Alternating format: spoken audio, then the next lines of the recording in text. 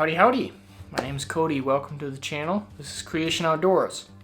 'Tis the season, it's springtime, time to get ready for archery season in the fall, but also something that we do every year, which is Total Archery Challenge. So leading up to Total Archery Challenge, I always kind of reevaluate how many arrows I have and what my setup is, and this year I'm making a few changes to my arrow setup for TAC events. That is also going to carry over into my hunting season, and I think we're going to build out a really good arrow in this video. So without further ado, let's get started into what we're actually building and what components we need to do this process. So it's been a little bit since I've done an arrow build video, but in the last one and in previous ones I've used the Easton axis shaft, and that's what I'm going to use again in this video. So Easton axis, these are 5mm arrow shafts. I use the match grade ones for a little bit better straightness, and as you may have seen on the channel in other videos, this year I'm shooting the Matthews Lift. I'm shooting 29-inch draw and 75 pounds. So the spine that I'm going with for these arrow shafts is a 300 spine. So Easton axis 300 spine arrows. I really like these. I've had no reason to change. I like that slightly smaller diameter to go to the 5mm, but it's not that micro diameter arrows where components are maybe a little bit more difficult to work with. So that's where we're starting. Now, on the business end, historically what I've done is I've used the brass Easton hit inserts.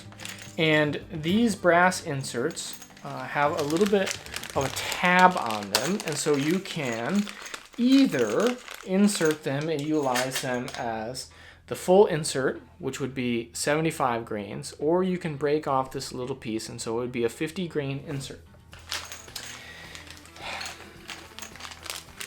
I'm going to change that up for this year, and what I'm going to do instead is I'm going to use the standard stainless inserts that come with the Easton arrows.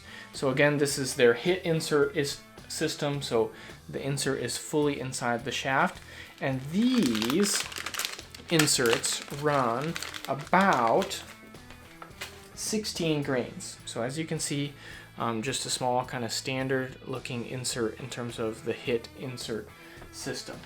So I'm lightening that insert up a bit, and the reason that I'm doing that is largely for the TAC events and also to gain just a little bit more overall speed. So I had a few deer react to some arrows this past year, and I also think for TAC events a little bit more speed to keep my pin gaps narrower and help with my sight tape and just overall distance. So that's why I'm making that change. So I'm lightening up the insert a little bit, but the other change that I'm making is I'm going to start with these 125 grain field tips. So these are from Shields. You can get just about any package or any brand of these, but the ones that I like, or the ones that I'm going to try this year, have a little bit longer ferrule. And the reason that I'm doing that is just for flight characteristics and to try and more closely emulate a broadhead. There's a lot of field tips out there that are quite short, and if you ever look at your broadheads, really the characteristics and the weight of that broadhead, it's so much more distance out in front of your arrow shaft than what a lot of field tips are. So I'm changing that up a little bit, and rather than doing a 50 grain insert with a 100 grain head, I'm going to use this 16 grain insert with a 125 grain head. So a little bit of weight saving, not a ton, but I'm going to try it out, and the nice thing is I can always switch to a 100 grain head to lighten it up even more if I feel like I want to. And I could do a 100 grain head for TAC, 125 grain head for hunting, but you got to build two sight tapes, but that's fine. So we'll see what happens, but I'm going to try this system to start with and see where it takes me. So that's on the business end. The other thing I might try out is the Easton match grade collars. So I got these this year. I have played around a little bit with collars, not too much, so we'll see what happens. I'm just going to do some experiments with those to see whether I like them or not. So that's on the business end. So now let's go back to the back. I personally really enjoy fletching my own arrows. It gives me a way to kind of tweak things and also customize the look, which is kind of neat. And it all starts with an arrow wrap.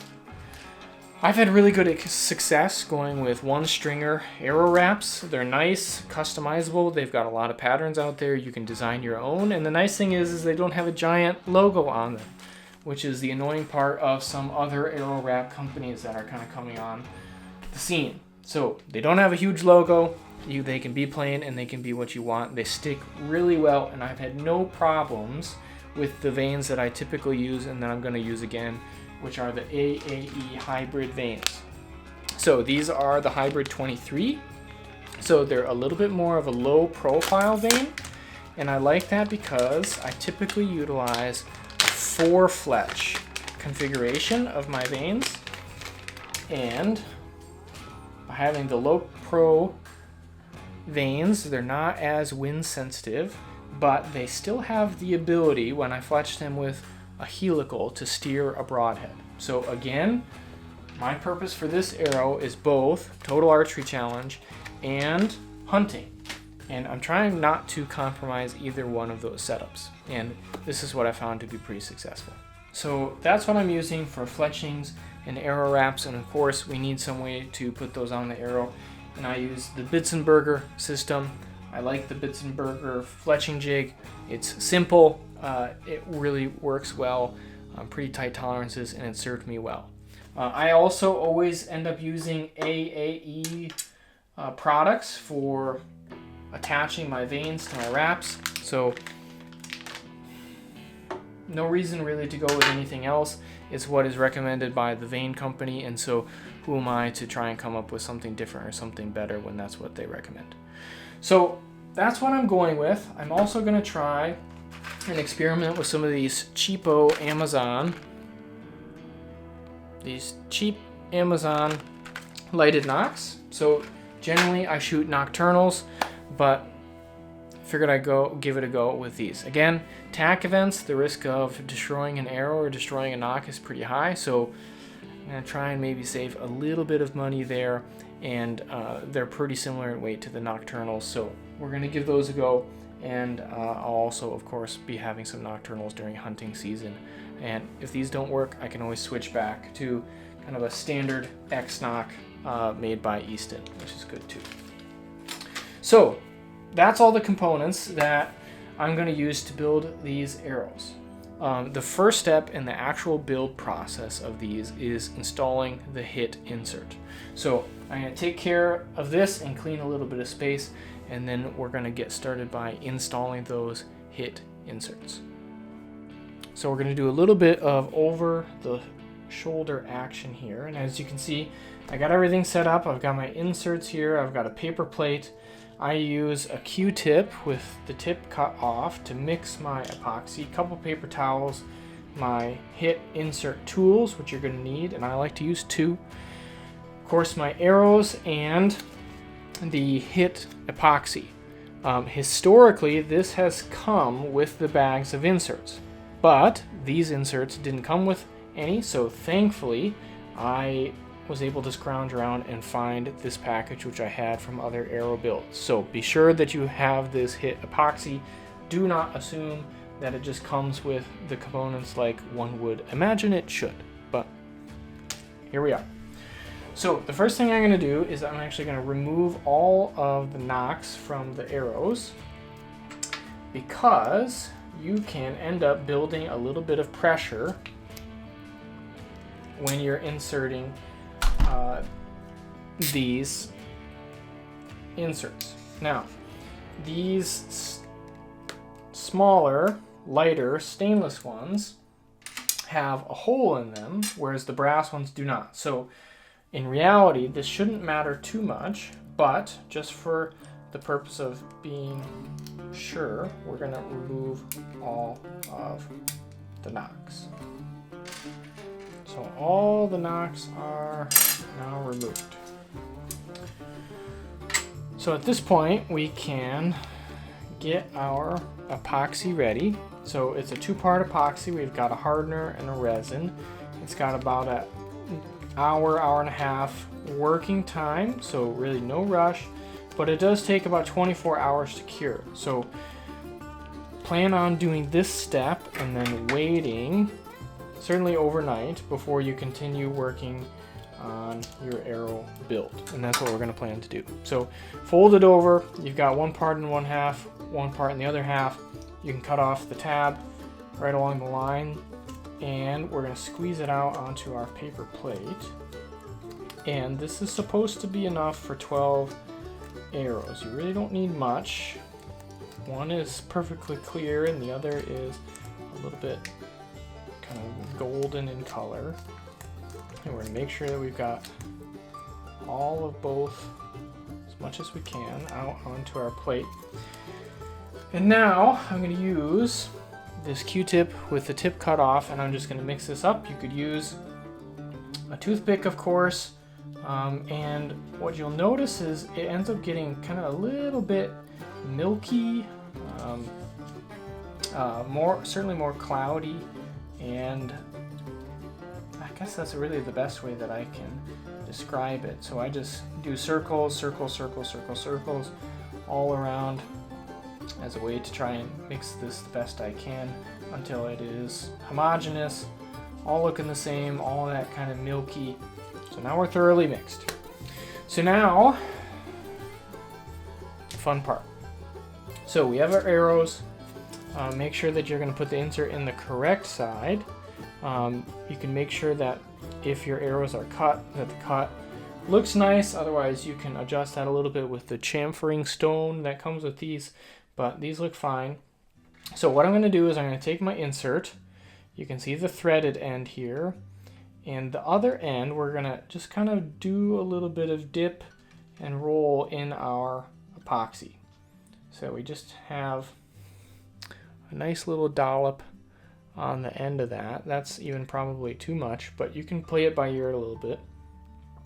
And now you can insert it into your arrow shaft. And what I end up doing is I kind of spin as I insert it all the way into the arrow shaft. You can even pull it out, put it back in a little bit, and the grooves will take up some of the epoxy, but you get to a point at the end where now I have just a little bit left out, and maybe you can see there I've got some epoxy left over. So I've got a paper towel handy, and what I'm going to do is wipe off that little bit of extra epoxy so that it's not going to go over the threads or anything. And you can actually kind of encourage it to go in the rest of the way with the paper towel as you spin. So I'm going to spin and kind of push it in, spin and push it in, spin and push it in until I get right to the end, and that way I can catch all of that extra epoxy. And now is when the little hit tool comes in. So this is perfectly sized to go in the insert and fit perfectly in the arrow shaft. And so we're going to use this to essentially encourage that insert to go back the appropriate length into the shaft. Okay, so we come out just like that. I normally have kind of a dirty side and a clean side. I do the dirty side first, and then I'm going to flip it over, and I'm just going to verify and check with the clean side, give it a little bit of spin, take it out slowly in case there's any suction, and that arrow is now good to go. I lay it horizontal, and again we've got about a 24-hour curing time, and so we can let that be for the next 24 hours. So simple as that. 11 more to go. We can do another quick one, and other than that, it's just moving on step by step. You're building your own arrows. So a little bit of glue on the end of that insert, probably more than necessary. Spin as you insert it into the arrow shaft. Once we get to the end, we can wipe away that extra epoxy.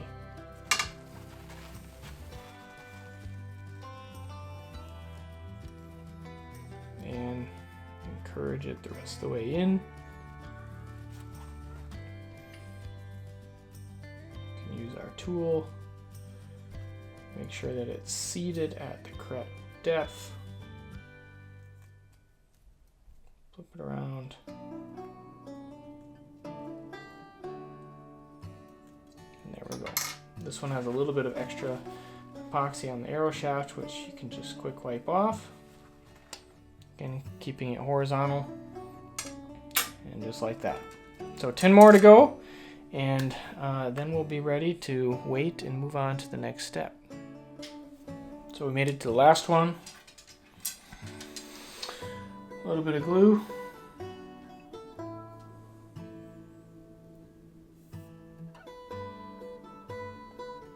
Insert, twist.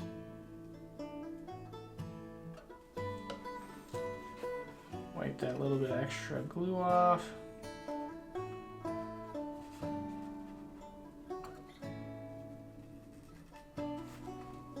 Use our hit tool. Insert. Check with the other side. And there we go. So we're gonna let those sit horizontal overnight.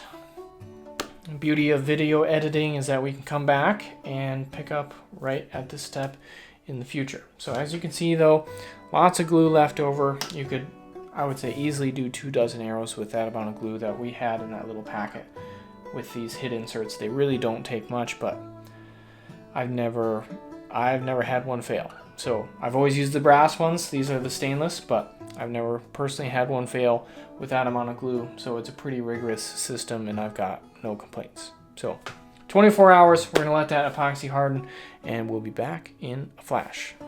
All right, so different day. It's been a couple days, so our epoxy is plenty dry on our arrows, and as you can see, I have installed a tip and a knock. And that's because the next thing that we're gonna do is we're gonna determine which way the bow wants to spin the arrow. So I am gonna fletch a helical fletch. I think that there's a lot of advantages to helical, certainly pros and cons for everything, but I like a pretty good helical vane configuration. And in doing so, every bow wants to shoot either clockwise or clockwise. So there's a certain kind of innate spin coming off of the string. And so the best way to do that is to, before you fletch your arrow, just knock and shoot at a pretty close range. And depending on which way it spins, that's then going to inform you whether you shoot right or left helical. And that's how you can build out your arrows. So that's what we're gonna do. So we're in the basement, as you can see, got an archery target. It's also kids' playroom slash exercise facility slash archery range slash anything that you want it to be slash I didn't want to put a hole in drywall, so this is a brick wall. So we're gonna take a shot and we're gonna see whether the bow wants to be left helical or right. All you can do is you can put a little mark on your arrow, or you can use the little factory differences for each side of your arrow. So this is an X knock, and on one side there's a little X. And so we're gonna put that up and then shoot at a yard or two, and depending on which way the bow wants to spin the arrow, that's how we're gonna end up fletching our arrows.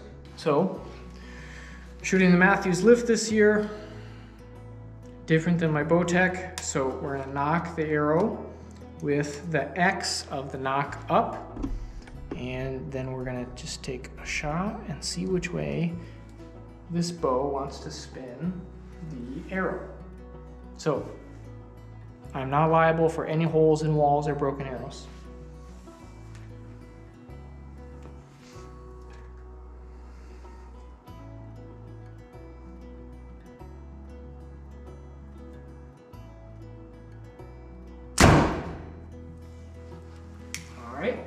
So that's our shot.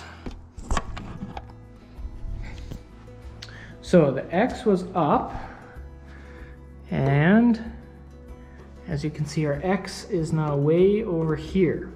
So my prediction is that it spun the arrow this way to the left, so counterclockwise, and so we're going to proceed with a left helical. So left helical, because the bow wants to spin the arrow that way, and we're not gonna fight it. We're gonna work with that natural spin coming off the string and hopefully that'll make a more accurate arrow. Now all that's left is fletching the back half of the arrow. But as I mentioned before, I like to do arrow wraps on my arrows from one stringer. These are really great. They provide a neat way to customize your arrow a little bit more than just the fletchings themselves. And if you have a fletching that comes loose, it's really easy to refletch your arrow without, using like a dull knife to scrape the fletchings off. I've never really been a big fan of that. So we put these one stringer arrow wraps on, and then all that's left is to do the fletching component. So we're ready to do our arrow wrap, and the thing that I like to do before I really stick anything on the arrows is use the Max Clean wipes from AAE, just to make sure that there's nothing on the arrow that's going to disrupt either the sticking of the wrap or the glue or anything like that.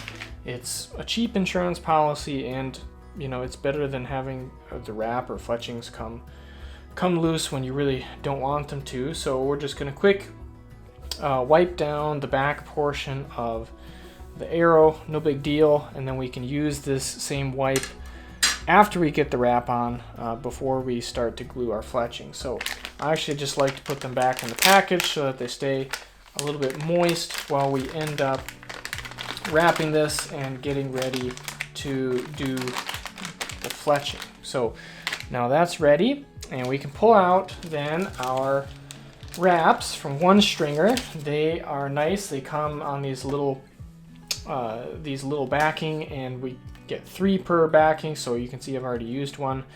These come in sets of 12. They send you a couple extras every time, so that's really nice. You can see we're going to do a nice fade to yellow from white. I always like to have a little bit of white on my wraps just as a nice tool for blood trailing, right? You get a pretty good indication of what's going on. So at this point, we can just peel this. So some people have like a little wrapping pad that they use, but really all you need is a flat surface. So making sure it's the right way, we're going to have the yellow towards the back of the arrow. We're going to move our arrow a little bit and just set this so that it is flat on our working area. Make sure it's not stuck to us.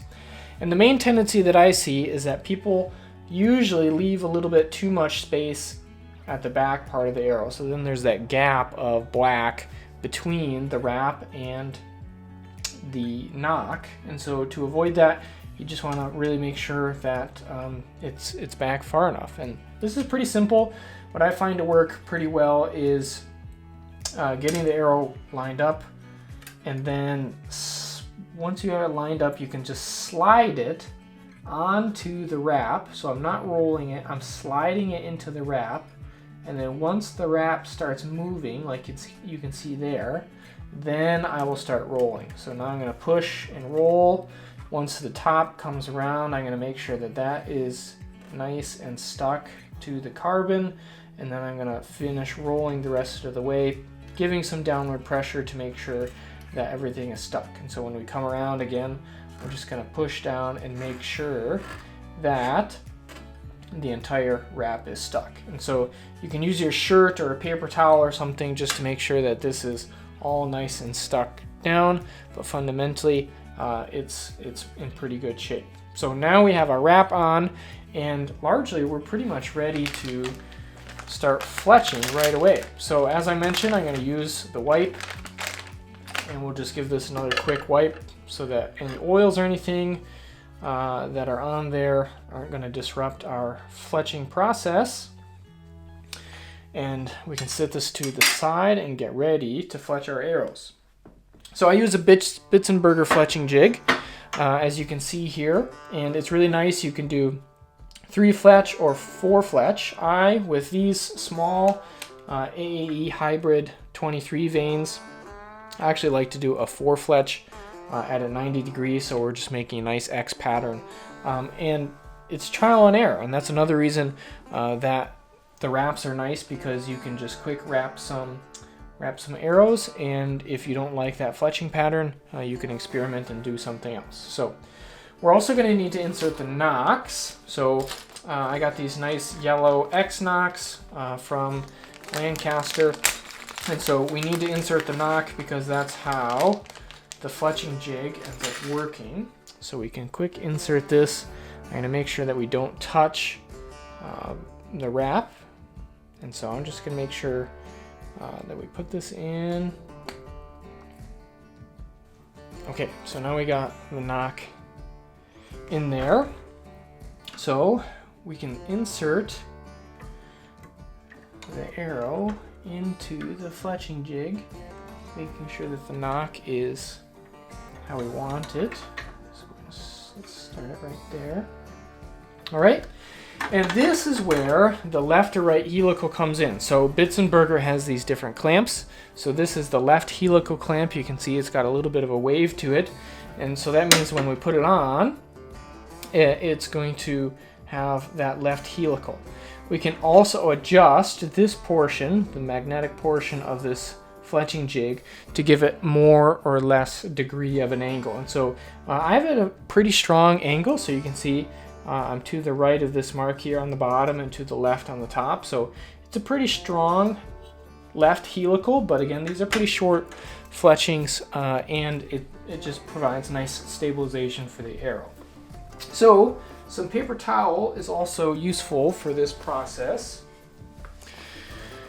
I've got some here, and generally it's not rocket science, it's just attention to detail. So I'm going to use AAE Max Bond adhesive, and I also use the Max Weld primer pen. So the primer pen, just again make sure everything is working properly, and all you need to do is we're going to insert our fletching into our clamp. And what I found best with these fletchings is to start it at this third mark. So we've got one small mark, second longer mark, third mark, and that's where I have the bottom of the fletching. And so by doing that every time, everything's consistent. It gives me a good distance from the knock to the back of the vane, and it seems to work well. And again, you can experiment with this for your best setup. So now what I'm going to do is depress the primer pen a little bit, get that flowing, and do a quick run of the contact portion where the vane is going to touch the arrow shaft. And then we're going to use our glue. And with this, general practice is less is more, so you need less than what you think. Just give it a nice run of the thing and make sure that I spread it out. I've cut the tip a little bit so that it's on an angle. And then what we're going to do is we are going to set it on the clamp, making sure that we are pushing down to the base here. And then we're going to push up against the arrow shaft. And we can just let that sit for 10 or so seconds. And really nothing really to it. We want to make sure that if there's any glue here that we wipe it up afterwards, and making sure that the back of the vane and the front of the vane are both making nice contact with the arrow. So if you have a micro diameter shaft, sometimes that's problematic. And what I always do is after a few seconds, we're going to squeeze and pull this clamp off to the side, making sure that we're still seated all the way down, and then we're going to rotate and we can just push up against the vane and making sure that everything is seated nicely. And then we can just do a quick wipe of whatever extra glue we have there, and we are on to the next one. So at this point, it's largely kind of a rinse and repeat sort of situation. So again, just getting our vane, putting our clamp where we want it, doing our primer pen, a little bit of glue, not a lot, less than what you think. And then on we go, making sure that everything is down and seated properly where you want. So as you can see, I kind of end up holding the arrow down just because it has a tendency to want to travel upward in the clamp. But after you do it just a couple times, it ends up becoming pretty much second nature. So really not too big of a deal. And this glue really does not take too much time to dry, so you can really crank through quite a few arrows in not too much time. And again, even doing a 4 fletch takes longer than a 3 fletch. Just give it a quick spin, making sure that the front is stuck and the back of this one didn't stick too much, so I'm just going to make sure that I'm pushing it down and holding it because there was a little bit of movement, but that's okay, no big deal. Again, small diameter arrows, this tends to be more of an issue than some larger 6mm arrows. You probably wouldn't run into this too much. Okay, and on we go.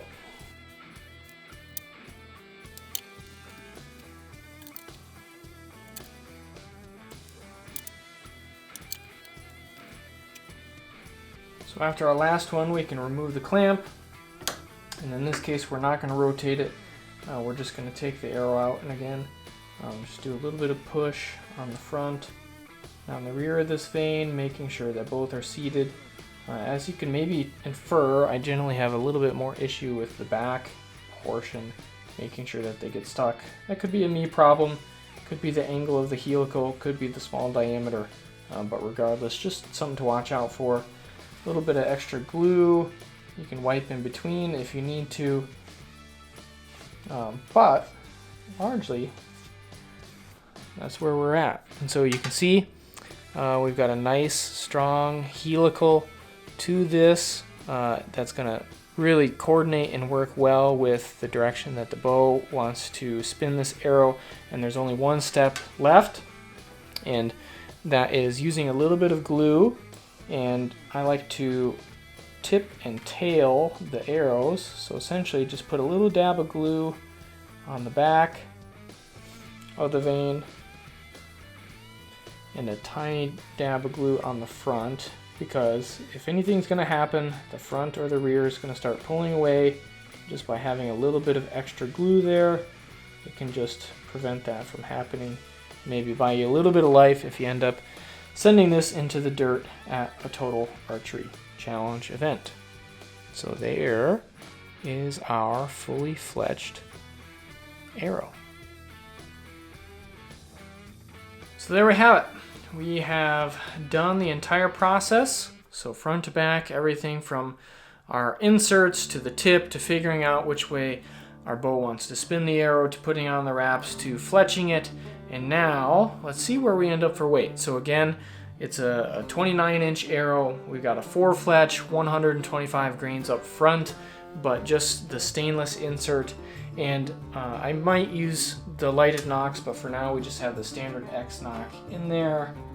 And we're coming right out to 490 grains exactly. So on the nose, 490.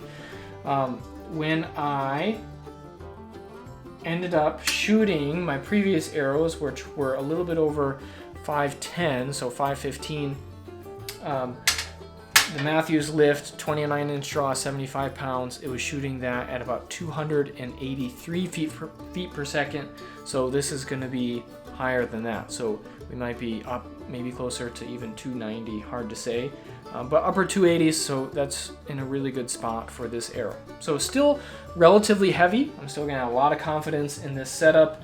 I shoot a fixed blade head, or at least I did last year, and that's worked well for me. And so I'm not going to have too many concerns about that on whitetail. And again, good stabilization, a little bit lighter, so maybe I can reach out just a little bit farther at a Total Archery Challenge event, and a matter of inches makes a difference when you're shooting out past 60, 70, and even 80 yards on some of those targets, which is, it's just fun, right? It's a good way to build confidence leading into hunting season, and that's what we're all about. Figuring out our gear, building confidence, and just getting outside and shooting. So it's a lot of fun. Thanks for watching. If you have any questions about any of the process, any of the items or gear that I used to do this, feel free to drop a comment below. I think this is going to be a really good setup, and I'm willing to help anybody who wants to get started in this, because it's just another way to personalize your archery game and really just tinker and take it to the next level. And that's what we're all about here at Creation Outdoors, is getting people into the sport and outside into creation. So We appreciate the support. Thanks for watching, and we'll see you on some Total Archery Challenge videos very soon.